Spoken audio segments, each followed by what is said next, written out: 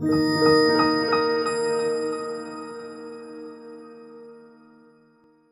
afternoon, everyone.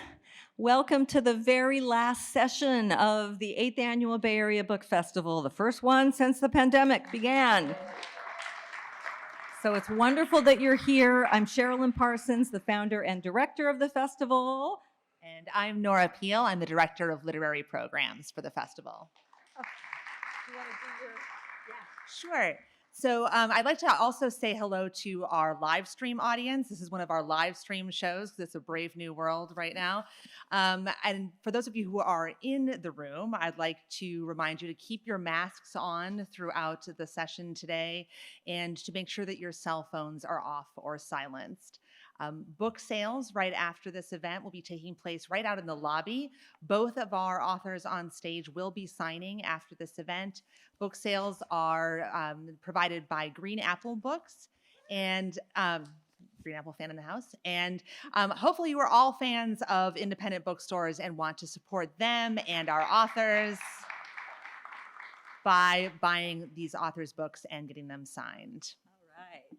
So last couple things, I wanted to introduce one of our speakers. Nora will do the second. David Thomson hardly needs an introduction, so I will keep it short. One of the greatest living authorities on film, known as the best film critic in the world, although Dana is kind of on his heels, right? And more than 20 books, including the new biographical dictionary of film, Murder and the Movies, and the latest is Disaster Mon Amour, and this has got to be one of the most gorgeous book covers I've ever seen. So definitely check it out there, and he will be talking with Dana. And Dana Stevens has been Slate's film critic since 2006. She's also a co-host of the magazine's long-running weekly culture podcast, the Slate Culture Gabfest, and has written for the New York Times, the Washington Post, the Atlantic, and Book Forum. Her book is Cameraman, Buster Keaton, The Dawn of Cinema and the Invention of the 20th Century. Stevens lives with her family in New York, but has a lot of Bay Area roots, as I'm sure many of you know. So I'll turn it over to our speakers. Thank you. Enjoy.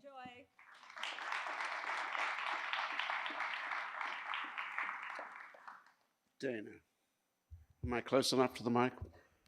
I'd like you to give us a sketch of who Keaton was, and I'll trigger it by asking you why we call him Buster. Mm-hmm. Okay.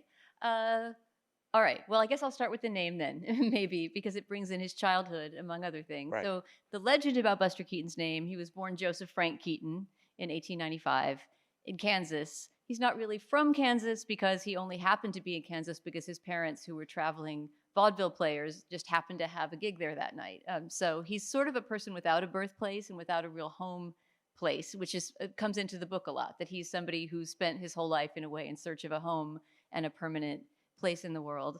But he's called Buster because of a story that happened, and I think part of it is true, in his babyhood when, as his parents were moving from town to town with this not very successful act that they had, he fell down some stairs when he was a baby.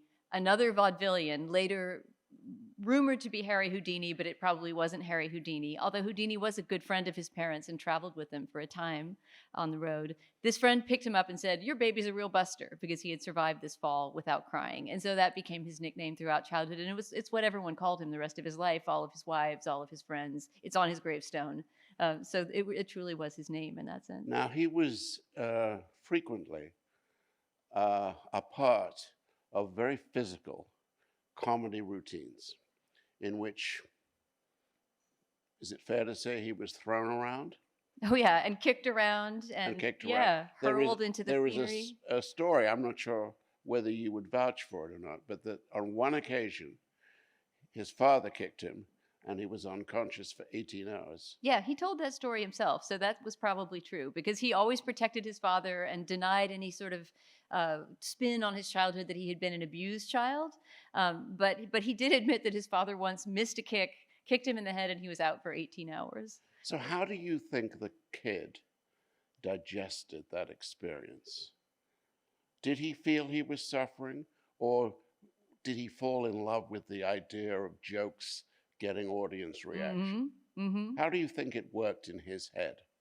I mean, inside of Buster Keaton's head is a very hard place to get to. And even after 6 years of researching and writing this book, I'm not sure that I understand what it felt like to be him from the inside, because he was such a laconic person and he rarely spoke about especially painful experiences in his life.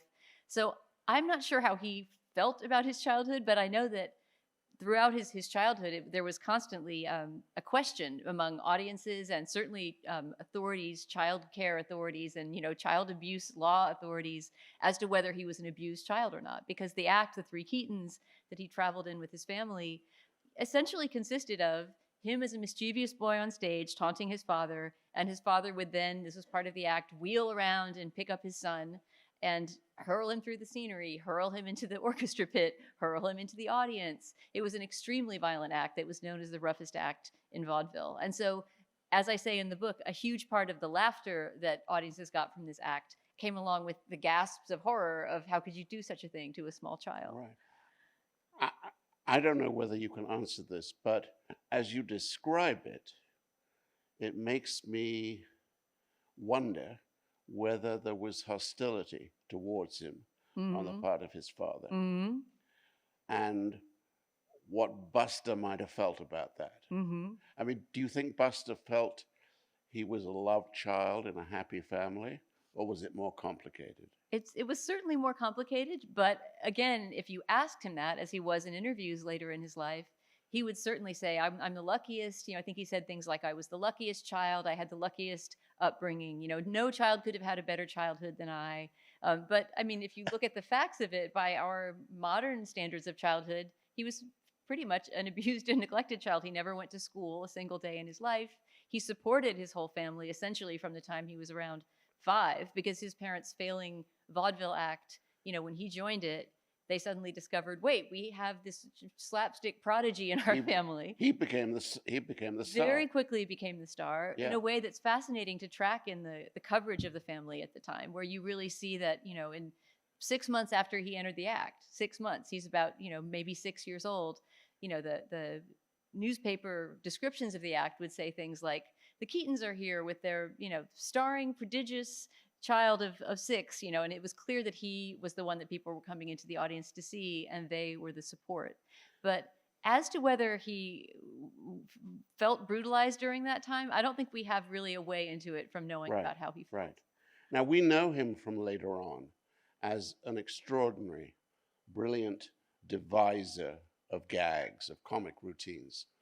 Is there any evidence that even in childhood, as the star in the family act, he was actually influencing the routines? Or was he doing what Dad told him? No, that's all over the book too. And I mean, the story really tells itself. It's not like I have to put a big spin on it in order to see it this way. It is really clear that he and his father together, but that even as a small child, he was a primary generator of the ideas. That's a remarkable thing. It really is. That it should be. He should be doing that. Right. I mean, it wasn't the case, as was the case with many family acts at the time, that he was sort of trained into a routine. For one thing, he was the first child, right? So there weren't previous children who were performing and he was brought into line with them. It was more like the act reinvented itself because suddenly there was someone of real talent and creativity on the stage, even if he was only 5. Yeah. Now, we're talking about sort of 1900, 1905, that period. Is there any evidence of him going to the movies as opposed to just being a stage performer? What did he feel about the movies when he went to them? That's a great question, David. And somebody asked me at one of these events, and it was such a good question, that if Keaton were alive again right now, what would you ask him? If you could have interviewed him. And there's many things I would have loved to ask him, but one thing I know that I would have wanted, a rabbit hole I would have loved to go down, is what are your earliest memories of movies? What's the first movie you remember seeing? What's a movie you loved when you were a child? Because this is a big part of what the book is about. He's born in 1895, which is also traditionally celebrated as the birth date of cinema. That's right. Because it's the year the Lumiere brothers first projected cinema to an audience. And so that means he grew up alongside cinema. And because film played such a big part in vaudeville bills, I mean, after 1895, there was almost inevitably, there would be some film or other shown alongside all the, juggling monkeys, whatever else there was on stage. Absolutely. And so even if he didn't go to the movies, which he very likely did because everyone did in that period, even if he didn't go out to a Nickelodeon to see movies, Buster Keaton would have been exposed to film almost every day. Yes. So there seems to be little doubt, although there's no proof of it, that he must have seen, for example, Georges Méliès's A Trip to the Moon, right, in 1903, the famous silent film with the moon getting the rocket in its eye. He would have been 8 years old that year. So you can imagine an imaginative film like that would have made a big impression on him. He mentions a few films here and there. He mentions Birth of a Nation because that was a huge event in film history. Yeah. And he remembers seeing that. And he would have been 20 years old. He at was, that point. yeah, he was 20 by then. And he mentions some early comedies. He mentions that he loved Chaplin, as the whole world did in 1915-16 when Chaplin became huge. But he doesn't talk much about his childhood of seeing movies, and yet it must have been so rich. Yeah. Is there a period or an approximate period where you can mark his transition as if he says to himself, I don't think I want to do these stage acts anymore. I want to do movies. When does that really emerge in his life? Well, the story of how that happens, which gets a whole chapter in the book, was pretty dramatic because he didn't make that choice slowly. It sort of was made for him by the fact that as he became a teenager, he got bigger. He was too big to throw around the stage in the same way. And so the Three Keatons act had to change, and he and his father were a little bit more, I compare it in the book to Tom and Jerry. They were more like an act about mutual aggression, of two people beating up on each other with brooms and props and all these different things. And it was still a successful act, but there was sort of a question, what do we do now that he's not a child anymore? And also, unfortunately, during that time in his adolescence, his father started to drink more. And that made him dangerous on stage because their acts were based on very precise calculations of, how not to hurt each other. And it made him more dangerous off stage. And as Keaton himself says in several interviews, his father started to bring aggression and punishment for things that happened off stage on stage. Yeah. So the act became more and more dangerous. His mother, Myra, who was a part of the act too, was also getting abused by her husband. It was just becoming a miserable and untenable situation. And so in 1916, at some point in 1916, and he tells this story very movingly, his mother on a train trip from one gig to another said to him, Buster, I can't take it anymore. We can't live like this. And Buster says to his biographer, if it weren't for Myra, his mother, I probably would have gone on taking it, because he was a very passive sort. But for his mother's sake, he broke up the act, which was a very violent thing to do. They broke it up very suddenly. They literally abandoned his father at the stage door, took their trunks and fled across the country on a train. The father did follow them later, and he did later stop drinking and become more incorporated into the Keatons' lives, but that was the definitive end of the Three Keatons.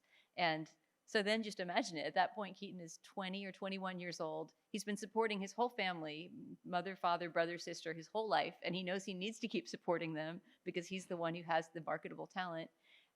And that was the moment that he ended up shifting from the stage to film. And again, by chance. It's a story I tell in the book, but not because he said, I think I'll try film, but because after he had already signed a contract to appear in a stage act and was sort of waiting for rehearsals to start, he ran into someone on Broadway in New York who was an old vaudevillian and a friend who now worked in film. And this guy said, hey, have you ever seen a film being shot? And Keaton says, no. And he says, well, why don't you come down to Roscoe Arbuckle's studio, right, who we think of as Fatty Arbuckle, and he's making his first independent film. Maybe you can observe it and see what you think. And he ended up getting into that film, becoming Arbuckle's apprentice, and that was, that's what changed his career path. And do you think there's a magical moment or a magical year where he says, I see what this medium can do? Mm-hmm. Do you think that happened? I think there's a magical day. I mean, he recounts it in the book, and it's possible that he condenses it, or the biographers also condensed it down to one day, but it was a magical switchover, which was this day where he has pancakes at a pancake house, which I have a whole chapter about in the book, while he's thinking about how to transition his career from the Three Keatons to whatever his future on stage will be, right before he runs into this guy who takes him to his first movie studio filming. And that day, he kind of falls in love with film. He appears in this film called The Butcher Boy. It was 1917, his first appearance on film.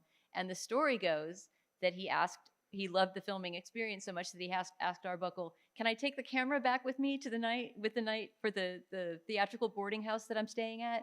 Because I want to take it apart, put it back together and see how it works. Because Keaton was very mechanically minded. He loved That's machines fascinating. and technology. Yeah, yeah. And this didn't make it into the book, but there's this great quote that Arbuckle, who became a close friend, said about him, where he said, Keaton lived inside the camera, and I think Wow. that night was the beginning of him beginning to live in. You're a brave self-editor not to include that in the book. I think I tried, and I couldn't find a way to wedge it in. Yeah. So he suddenly discovers film. How long is it between that moment and when he really begins on the sequence of films that we know and Mhm. treasure? It seems to me that was extraordinarily quick, too. Mhm. Is that right? Yeah, it was. He spent 3 years with Arbuckle. Almost all of one of them was spent in the army because he also got conscripted Yeah, in World yeah. War One. But where he didn't see any action, he was essentially in an entertainer's unit, and the war was almost over. But he did serve in France for almost a year. So yeah, it was 3 years with Arbuckle, working very closely. And as I get into in the book, I mean, he essentially became co-director with Arbuckle almost immediately, because he had such a feel for the camera and for how to make a movie. Even though he'd spent his whole life on the stage and had no experience, it was a very seamless transition from stage to film for him. Yeah.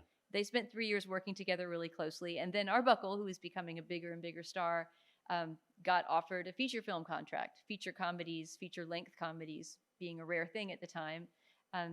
And Keaton inherited his studio. So this studio became called the Buster Keaton Studio in 1920. And that was when he embarked on what we think of as the golden years of his career. And is it fair to say that by then he was the person choosing the subject matter of the films, the casting? He was directing, although sometimes it's co-directing in the credits with someone Right. else, but he was doing it.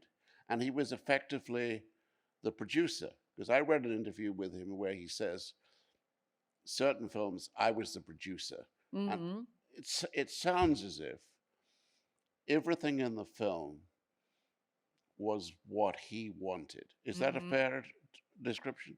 I think when the Buster Keaton Studio was around, those years from 1920 to 1927 or so, when it broke up, he was really the whole visionary. I mean, he had a hand-picked crew that was very important to him. He had a lot of input from other people because he had a cameraman that he loved. He had a production designer who was brilliant, who created all those amazing, things that you think of, the revolving houses and falling apart boats. And, all of those things had to be created by someone who really understood his vision. So he certainly had collaborators and helpers and gag writers who were very important to him, but everything came out of his imagination. And you can see that just by how internally consistent those films are, how the vision that they realize is all really his. And I would mention as well, what a director was in those very early days of cinema is much less well defined than the way we think about it now. Exactly. Auteur, Yeah. Who's guiding all these people. I mean, it was very common with someone like Keaton that the star, the big personality at the center of the film, was also the director, whether he was credited as such or not. And the editor as well. Both in the case of Arbuckle and of Keaton, they cut their own films. So they were the ones in the cutting room figure out exactly. Maybe they may not have made the cut with scissors, but they were the person choosing the editing as well. Yeah. Were there marked financial pressures on his productions, or really was he allowed to do what he wanted to do? That changed throughout his career. So No, but in the first run of glorious films, right. was he told you can have $100,000 or whatever, or did he do what he wanted to do, and they paid for it? Well, to answer that question, you sort of have to understand who the they was in that Right. era, which was his brother-in-law. So as I get into in the book, I mean, he grew up in a family act, and then he's in a way married into a family act of sorts. So he married into the Talmadge family, the Talmadge sisters, Norma and Constance being these huge movie stars of the time. He married their non-famous sister, who also did a little acting, Natalie Talmadge.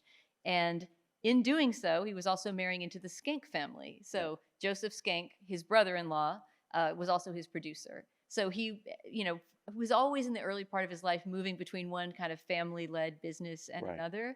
And so Joseph Schenck had a very paternalistic and somewhat loving style of producing his brother-in-law's films. He sort of let him have his head and do what he wanted to do. He was there providing the funds and the distribution and all the business stuff that Buster was terrible at. He was a horrible businessman. But there were ups and downs in that relationship too, because I talk about this in my chapter on The General, Keaton's great masterpiece about the double train chase. It was the most expensive movie he had ever made. Yeah. It contains one single shot, the famous shot of a train falling through a bridge. That was the most expensive shot in the history of movies up to that time, because they had to build the bridge and they had to explode the bridge, and it was just an unbelievable logistical muddle to get the whole thing done. And The General did not do very well at the box office, and we consider it now this great masterpiece. It was not very well reviewed. It wasn't a complete bomb, but it definitely didn't make back its budget. Right. And after that, Joe Skank put on the reins a little bit. He did. You know, and sort of said, we have to start making films that are a little more modest, and this isn't going to be Buster's Playground as much as it was when he was making something like Right. General. So they still had a few more movies to make together after that, and there were some very good ones. Yeah. But that was kind of the end of, here is your toy train universe that you can do whatever you want with. Was his marriage a happy marriage? Not at that time. No. And in this golden period we're talking about, 1920 through Yeah. 27, when he's making what we think of as the great Sure. silent films, there was a big gap between his personal and his professional life, And if you think about The General, for example, which he filmed in the summer of 1926, he was at the height of his professional and creative capacity, and I think was very professionally happy that summer. If you see pictures of him on set, he just seems utterly in his element. Yeah. He's making films the way he wants to make them and realizing his vision. But at the same time, his personal life was getting less and less happy. Yeah. And I Yeah. think in part that was because he married the wrong woman very young. She wanted to be the wife of a movie star. She wanted to spend money like the wife of a movie star. I think they loved each other, and I don't agree with analyses that she was kind of, an awful woman who was using him. But they both seem to have been miserable together, and they stayed together for way too long. Yeah. You've got some clips, Mm-hmm. and I wonder if this would be a good moment to show them, and you can talk through them and perhaps trace the development of certain jokes and routines. Okay, yeah. Would that yeah. be good? Sure. Let's do Good. the clips.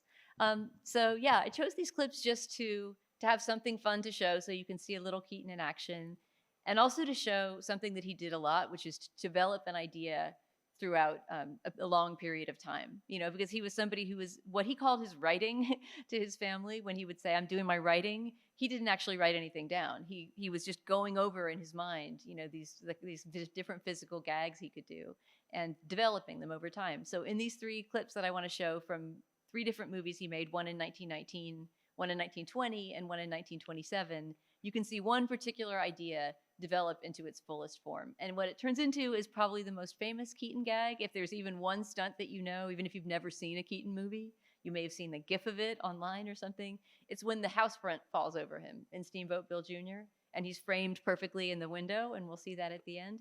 So this is an idea that he had been developing for at least, 9 years or so by the time he did it at that scale. So that was what I was going to show.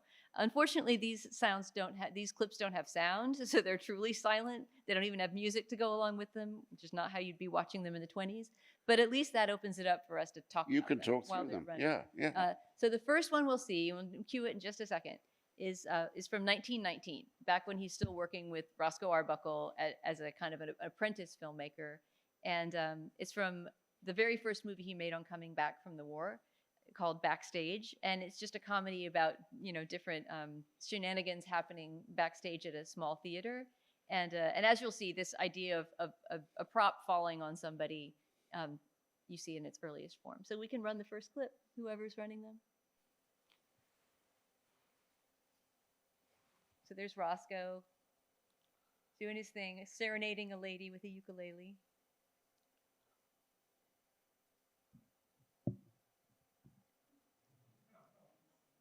Roscoe was often a romantic lead, which is sort of funny for us now. Yeah. And Keaton's backstage messing with some props.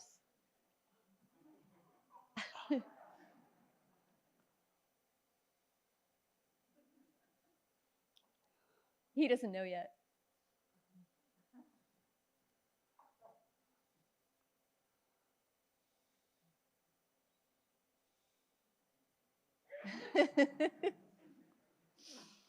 And so now we're 1920. This is I'll tell you when to cue it in just a second. So 1920, One Week is the very first release from Keaton's independent studio. If you haven't seen One Week, it really is one of the great American comedies. Wouldn't you agree? It's Yeah, only a yeah. 20-minute short, but it's just a perfect romantic comedy with so many good gags in it. And there's a moment in it you'll see here where the idea of One Week, to set up the premise of it, is that this couple gets a home kit, like a Sears build-it-yourself home kit for their wedding present.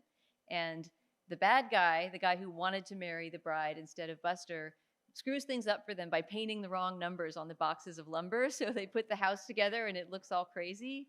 And so you'll see this moment when Buster and his leading lady, played by Sybil Seeley, are starting to put together this crazy house in 1 week. And it's a more imaginative variant on that same simple gag of a stage flat falling on someone. So you can play it now.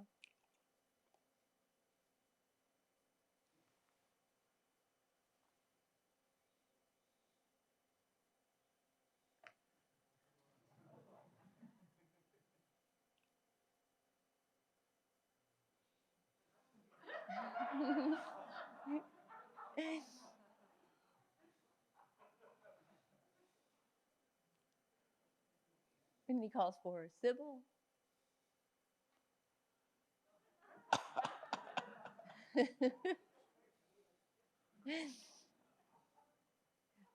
So that's the intermediate development of the gag. And so by then, for example, he's already constructing specialty props like the hinged wall that falls down, and there's a little bit of danger involved, but not quite as much danger.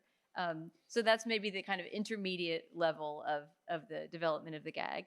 And also the budget is smaller, at that point, he's not able to create really huge, large-scale props. But in Steamboat Bill Jr., which is his last independent movie, it was made in 1927. I think it was released in early 1928. But at that point, he really does dispose of bigger budgets to put on bigger productions. And if you've seen Steamboat Bill Jr., we actually just showed it at the San Francisco Silent Film Festival yesterday, and it killed. It was really fun watching it with an audience. But that famous scene of the house falling on him that we're about to see is only one part of this incredible swirl of stunts and gags and disasters. I mean, speaking of your book, Disaster, right? It's just a disaster spiral that happens at the end of the movie, and the house falling down is just one small part of it. But we can watch the part leading up to that, and then you'll see that he's really dealing with stunts at such a large scale that he was endangering his own life from them. And there's a lot of stories about the set of Steamboat Bill Jr. that I think are not apocryphal myths, because they're confirmed by the director and other people that were there, that, for example, the house front that was built to fall on him weighed about 2 tons. And it had been carefully rigged. And there's wind machines blowing that are so huge that they had been built for jet engines. There were 6 jet engine style wind machines to simulate the effect of this hurricane. So they had to be very carefully placed so they didn't warp this house front, so that if it was a few inches off, it would have crushed him to death. And, as he described it later on, you couldn't rehearse a stunt like that. You could only do it once, right? Because he would be gone and the prop would be gone. And the story is that the cameraman and the director stayed away from set at that moment. They got everything rigged up so that it would work, and then they just turned their faces away and prayed, because they didn't want to see what might possibly happen. So to show you that it's not just about the house falling on him, but that it's a part of this whole scene that continues, as you know, and gets even wilder for several minutes after that, I included a little bit around the falling house as well. So we can play number 3.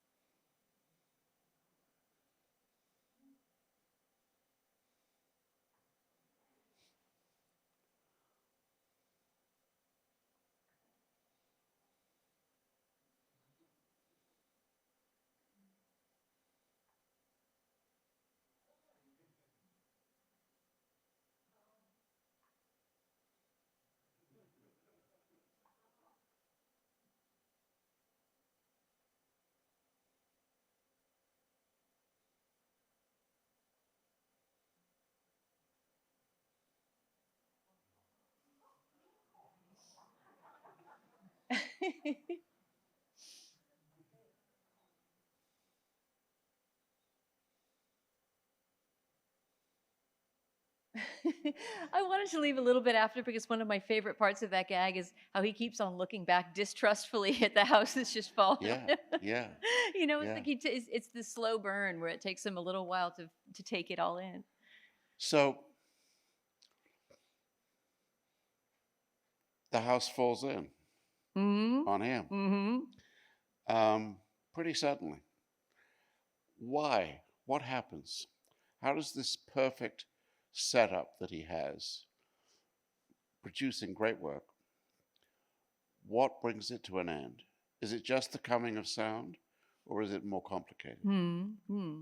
Yeah, I mean that's very well timed as it turns out with that clip because I write about this in the book. The fall of that house on him in Steamboat Bill Jr. just happened in this almost novelistic way to coincide with the big fall, the metaphorical fall that took place in his life right at that same moment. So Yeah. 1927, the year that he's filming that, is also the year of The Jazz Singer, the Al Jolson movie that the first sound film that really rips apart the film industry and completely changes the film industry from the ground up, right? Not just because sound films are suddenly being produced, but theaters all over the country have to be rewired for sound. And so people are going crazy about that. And careers are ending and beginning right and left.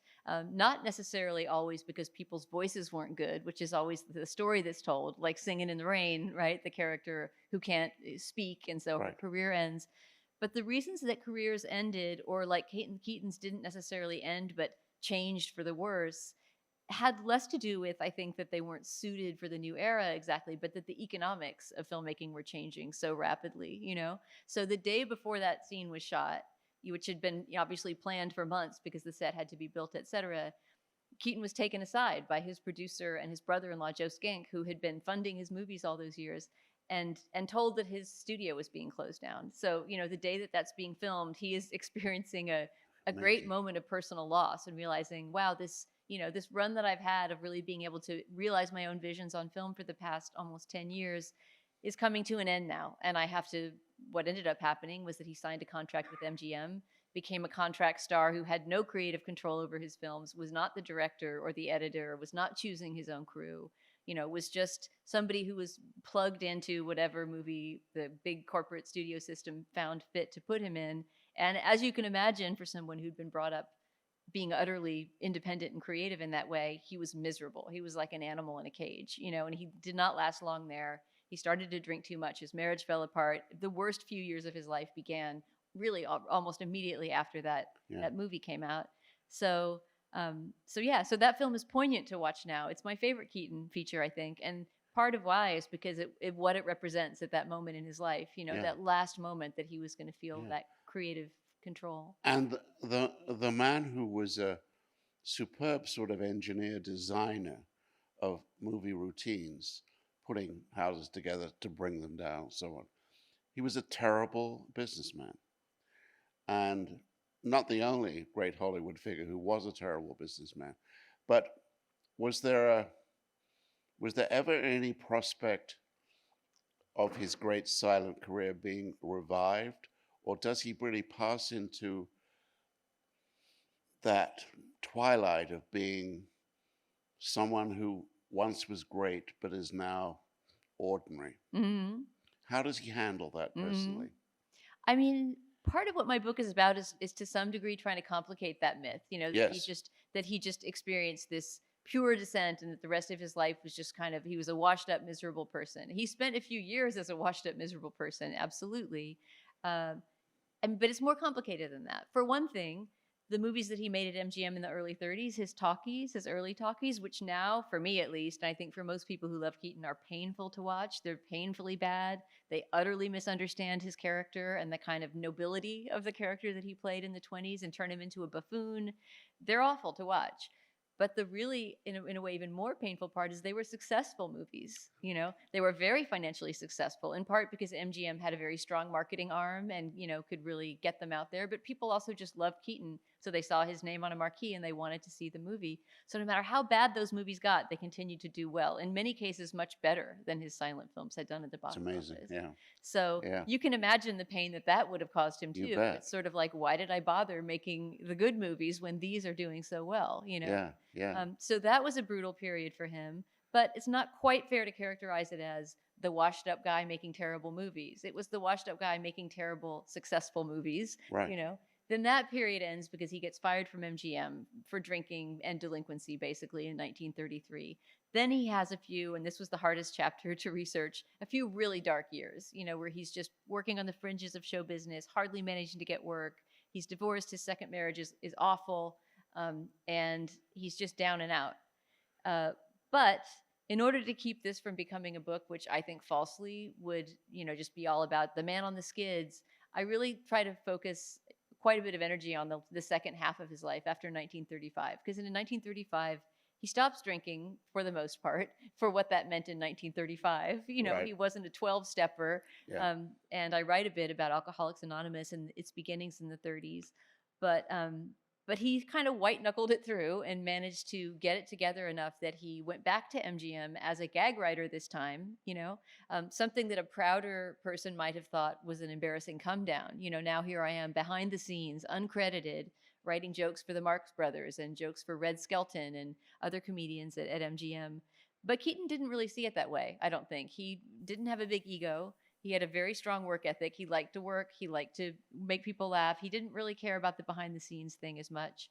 And he wasn't incredibly fulfilled by that job, but he worked very hard at it for a few years.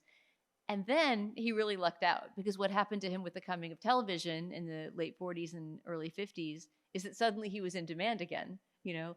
And early television was all about vaudeville. Early television was always drawing its talent from people from the vaudeville era, like Milton Berle, you know, who became Right. a huge Yeah. host on television, was a guy who came from vaudeville, or Yeah. Jack Benny, or all of those people.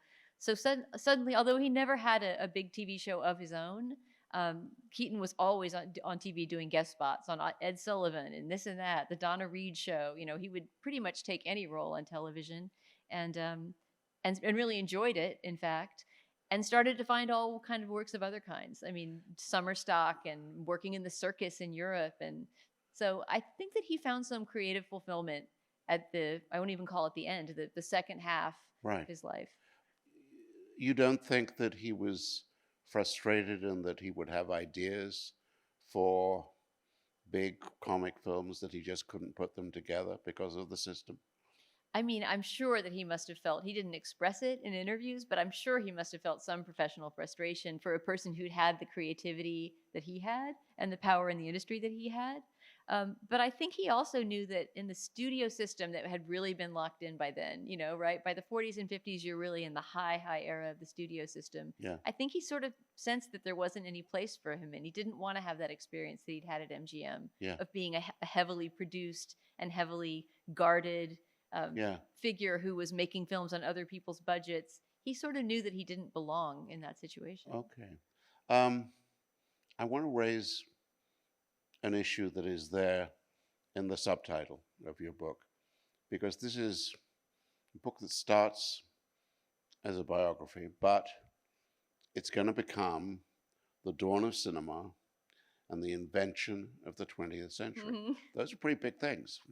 I know. And- I'm afraid and- that subtitle sounds pretentious, but that really is what I was trying to do. And I think you succeeded. I don't think it is pretentious. But what I'm interested in is why you felt the need to go beyond the set limits of a show business biography, Mm. which are very clearly laid out in our literary culture, and why it had for you to be a book about the 20th century Mm. and how Keaton, for you, represents that. So talk about that a bit.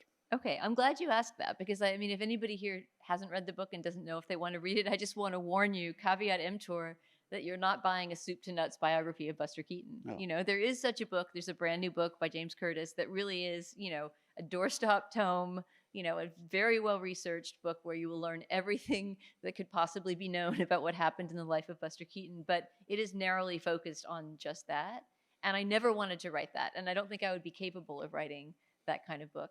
I mean, the reason I was interested in him was not to tell the story of everything that happened in his life. And in fact, there's whole films and whole sections of his life that I don't necessarily mention or get into, because what I'm trying to do is frame his story inside the story of his times, you know? And the way I've described it in some places is to say, I'm not writing a biography of him, I'm writing a biography of his lifespan in a way. So he's born in 1895, as I mentioned, alongside film, and he dies in 1966. So that's only 70 years of life. He died at age 70. But if you think about 1895 to 1966 in American history, that span of years, and how many things changed in the world and what a different world he was born into than the one he died in, Yeah. you know, that was really what fascinated me. It was sort of the technological change and the change in the world of entertainment and the change in the way, you know, women are treated and the change in racial relations, and all of those things refracted themselves through his life in fascinating yeah. ways. And so I try to tell those stories one by one. So I'm always kind of, there's whole chapters in this book, fair warning, that barely mention Keaton, you know, Yeah. that are about, for example, women's power in film in the 1910s, with the time that he was entering into film.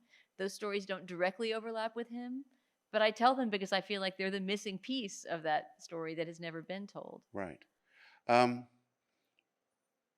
I've always felt with Keaton that there is a fascinating contrast between the danger of violence, the world breaking up, the train going into the river, and so on and so forth.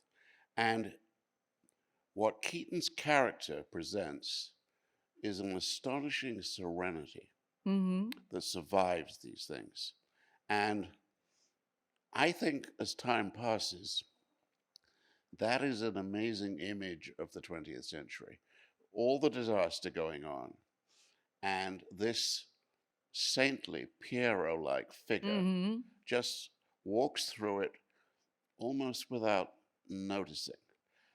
As we were looking at the great sequence from Steamboat Bill Jr., I had a feeling that it would be possible to take that scene and intercut it with some of the terrible footage from Ukraine of buildings torn apart. And I think that if you did that, it would be surreal, obviously, but it would help us see in Keaton's persona there is a kind of saintly faith in survival. And I think it fits with what you're talking about, the way in which whatever happened to him, he never complained. He never said, I'm sorry for myself in any conventional way, in a way Chaplin was very prone to do. Keaton was a stoic, and perhaps he suppressed immense amounts of his life and feelings because of that. But I think that the beauty of the man, the image, the face, he's one of the great faces in film. I think that's what's keeping young people attracted to him. Do you find that, feel that? Yeah, that's something people ask me about a lot. Why is he so modern? Why does he feel so much modern to us than, say, Chaplin does now, who we might still admire tremendously as an artist, or, Right. you know, he's fascinating as a historical figure and as really the first globally famous movie star. And all of that is really still interesting to encounter. But Keaton has this feeling of still arriving to us, you know, as if he's still in our future even, you know. And I think that that probably does have to do with, like you say, the contrast between the chaos swirling around him. And if you keep on watching the rest of that Steamboat Bill Jr. finale, it gets even much more crazy than the house falling on him. But he continues to be that figure who's just sort of stoically, quietly moving through it. I don't know. I mean, I don't know exactly how to theorize it beyond that, because I feel like he's doing the theorizing in his own filmmaking, you know? Yeah. But he was a very apolitical person in his life, you know? He makes The General, a film about the Civil War, in which, in fact, he is on the Confederate side, his character.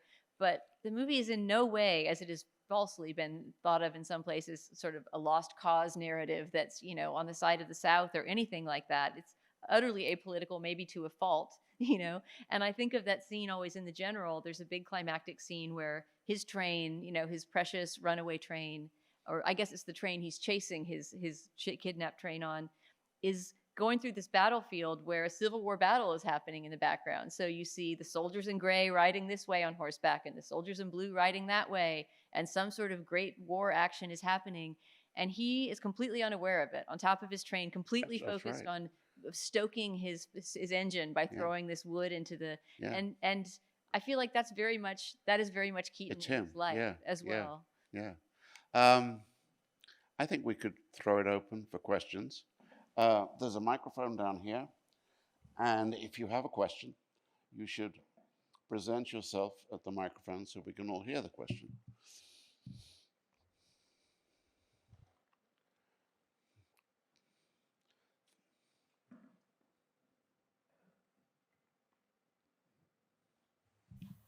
I wonder if you could comment on his iconic cameo appearance in Sunset Boulevard. Mm-hmm. Oh, that's a great question. I mean, I mentioned it slightly in the book. It doesn't have a big place in the book. I can talk about the time in his life that happened, which is an important transition point in his life, because Sunset Boulevard, the Billy Wilder film, where Keaton plays a very small cameo role, was right at the moment he was, sorry? Mm-hmm. Yeah, I mean, he does have his talkies from the 30s, but I don't advise you watch those. Yeah, it's true. Hearing him speak is already sort of startling in that movie, and he only says 2 words, the same word twice. He says pass, because he's playing bridge and he's passing on his next move. I mean, a few things. In life, Keaton was an incredibly talented bridge player. Bridge was very stylish at the time, and he played with lots of high level bridge players, and was really kind of like everything he did, he threw himself into it full on. So when he played bridge, he played it really well. So that's why Billy Wilder thought to cast him in that role, because he knew he was an actual card player. But the Keaton that emerges in that movie, and that all the silent film stars seem to be in Billy Wilder's Sunset Boulevard, is what he calls the waxworks, right? The voiceover calls the waxworks, which would imply, they're these old has-been, washed-up silent movie stars that are sadly living out the memories of their glory days. And I think Keaton enjoyed playing that role and being brought in for that little cameo, but he was nothing like that in his life. He was not nostalgic. He didn't look back nostalgically on that time. He didn't think during most of his life that his films would be preserved or live after him. I think he was glad in his last years that he was realizing that they would be, probably. But he was somebody who was always oriented toward the future. That's why he liked TV and was interested in doing whatever anybody asked him to do, including industrial films for companies that asked him to do that. So I think part of his resurrection in the 50s was the fact that he was appearing in little bit parts, like that Sunset Boulevard part, or he had a part in a Judy Garland film in The Good Old Summertime right around that same time, and started to appear on TV. So I think to him, Sunset Boulevard would have been a lark. Like, this is fun. I get to appear with some of my old friends and be in a big movie, even if it's in a small role. He loved Billy Wilder. He spoke very highly of Some Like It Hot. So even though the character he plays in that role is a little bit poor, washed-up old movie star, it in fact comes from a period in his life when he felt just the opposite. Yeah.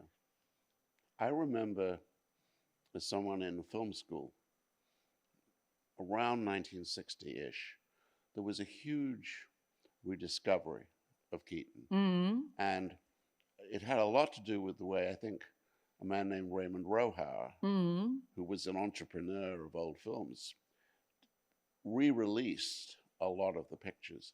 And I wondered, did Keaton profit from that, or did Rohauer profit from that? I mean, they both did, but Keaton did. Yeah. He and his wife, his last wife, Eleanor, his best wife, the one Right, that he had yeah. a good relationship with, had an interesting relationship with this figure, Raymond Rohauer, who was known as something like, I think his nickname was the Vulture of Hollywood. Yeah. And he was this guy who ran a theater, the Coronet Theater in Hollywood, where he showed old movies, silent movies that were not seen that often at the time, and tried desperately to hog the rights to all of these people's movies. Chaplin's he didn't get, because Chaplin was so powerful and a Right. good businessman that he held on to his own.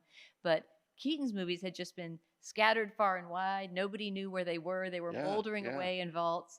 And Rohauer made it a real point to go out and try to find every single Keaton film he could, restore them, get the rights to them. He was famous for slapping his own name in giant letters, in front of every Frequently, movie. yes, And I yes. think he was kind of a credit hog and not a very nice guy. Yeah. But I think the Keatons were really grateful to him, because he course. got the movies seen again. Yeah. It helped make them some money and some royalty from Yeah. the movies. Yeah. I actually think a great biopic could be made about the relationship between the Keatons and Raymond Rohauer. You're so right. It's a great subject. Yeah.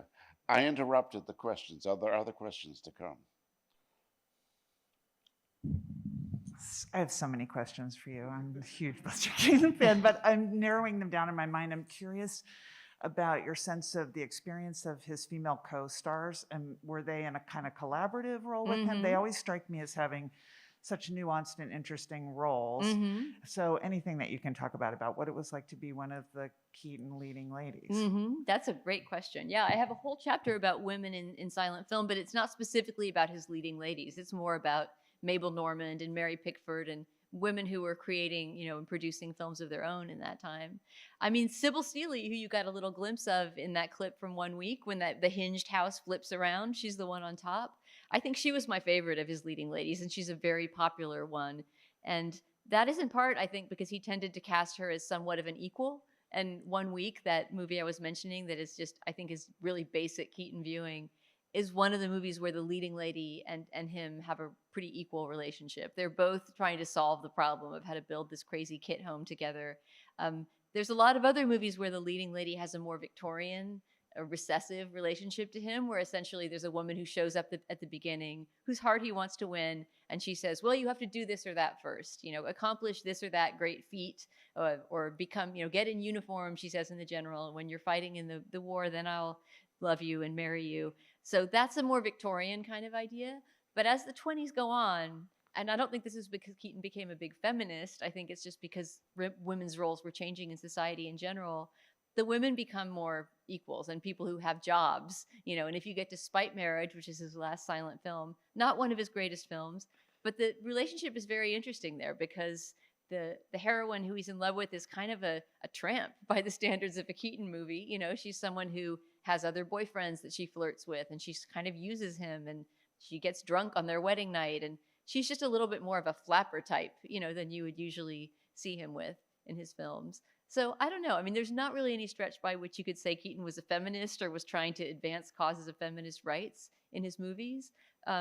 But he often does have a relationship with his leading ladies that's more than just they're the helpmate. Also, The General is also a good example, I think, where Marion Mack, who's on the train adventure with him, she gets some comedy moments of her own and some physical comedy, and she's not just there to be, the pretty girl in the background. And the last thing I'd add to that is this isn't quite on film, but Eleanor, his last wife, was his working partner as well. So they, for years, had, stage acts and circus acts where she would be his female partner on stage she was a dancer, so doing physical comedy and clowning with him. And when he was in the French circus, which was one of my favorite things to research, something he really loved doing in the 50s, she was his onstage partner, who would be doing all kinds of slapstick stuff with him.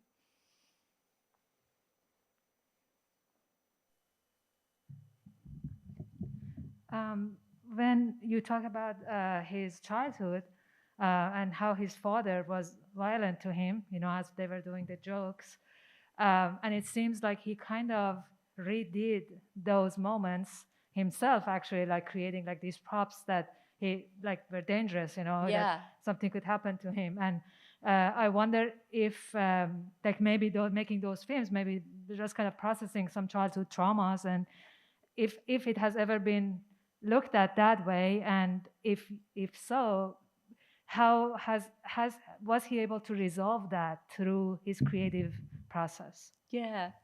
Oh, it's too bad you weren't at the Steamboat Bill Jr. screening yesterday in San Francisco at the film festival, because that's exactly what happens in that film, I think, and it's why it's my favorite Keaton feature, really. And I talk about it, and I give a whole chapter to that movie in the book, because I really do think Steamboat Bill Jr., which was his last independent film, is a moment when he's working out, not in a way that he would have been conscious of, because he was not a touchy-feely guy who was trying to work things out in his mind, but just in the action of that film, it seems like he's trying to solve problems that he had with his father. I mean, Steamboat Bill Jr. is the one movie of his I can think of that is not just about a symbolic father. Often he would have a big adversary of some kind that was sort of like his father used to be on stage, or his girlfriend's father would be a big forbidding figure that he had to somehow get around. But Steamboat Bill Jr. is directly about the reconciliation between a father and a son. And it seems like there's so many parallels to the Joe Keaton, Buster Keaton relationship in that movie. And really what that movie is about, the problem in that movie he's trying to solve is not how do I win the girl's love, or how do I get past this obstacle, or how do I get my train back, like in The General. It really is, how do I make my father respect me and love me?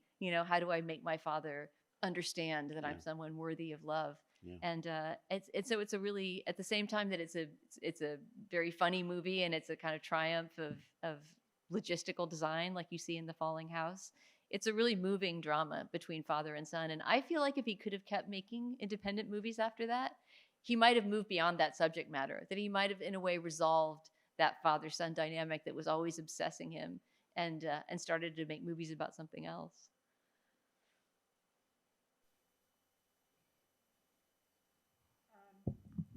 I'm not finished with the book, so I'm at the really dark bits. Keep going. I will. But I really like the fact that it's kind of history, kind of film criticism, and kind of social criticism. And I was just wondering what you found the most fun to do, or the hardest to do, or how they're sort of interacting with one another in your own mind. Thanks. Oh, good question. I mean, the hardest to do is the part that you're in right now, which is probably the hardest to read as well, which was researching those dark years at MGM. And even in spite of the fact that I had been a Keaton fan for 20 years before I even started writing this book, I had never seen those movies. I'd seen clips from them here and there in documentaries, but those really bad MGM talkies that he made between 1930 and 1933 or so, I just couldn't bring myself to watch them. And I knew I had to. You know, they're sort of approaching inexorably as I'm writing my way through the book. But I sometimes think that I dragged my feet on those early sections because it's just more fun to write about his childhood and his golden years in the silence than to read about these awful years when he's drunk and getting divorced and, you know, getting fired by Louis Mayer. And it's a really grim time. But it ended up being a very fruitful chapter too, because I sort of found my way into it by looking into AA and the beginnings of Alcoholics Anonymous, which just happened by another of those, you know, date convergences to come in 1935, the same year he gets sober, in a not at all gentle way, right? In a really brutal asylum. So that was probably the hardest part to research. The funnest part to research, I have to say, was his childhood, probably. I mean, both because, you know, imagining that act, which we can no longer see, it was never filmed. It was so fun to just time travel and fantasy in a way, and to try to read contemporary descriptions to put together what the Three Keatons act must have been. And yeah, because that period in vaudeville history, you cannot possibly read a vaudeville bill that's not entertaining and, you know, hilarious and bizarre in some way, and disturbing in some way, because they always had some strange racial element to the acts and things like that. But like, there's nothing about vaudeville that's not interesting to research. So the childhood was probably the most fun to research. The drunken years were the hardest to research, I would say.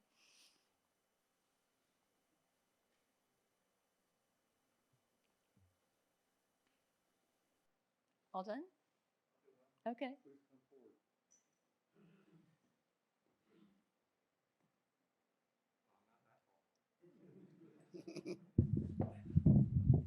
I haven't read the book, but I was wondering if you might have written anything about his quick appearance on the Twilight Zone, where half the episode was silent and half was talky. I very much enjoyed it. I'm a sci-fi geek, but and Buster Keaton is just brilliant. But yeah, it's a good episode. I mean, I write about the Twilight Zone episode in connection with all of his work in TV.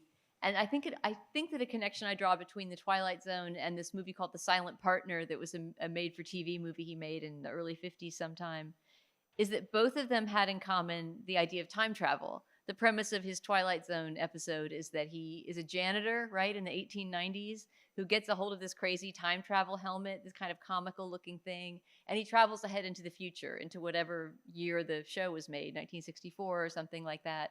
And so it becomes this question of, am I an old-fashioned guy, or am I a modern guy? Where do I belong? And after various mishaps in the present day, he decides to go back to 1890. So it's sort of a no place like home scenario, you know?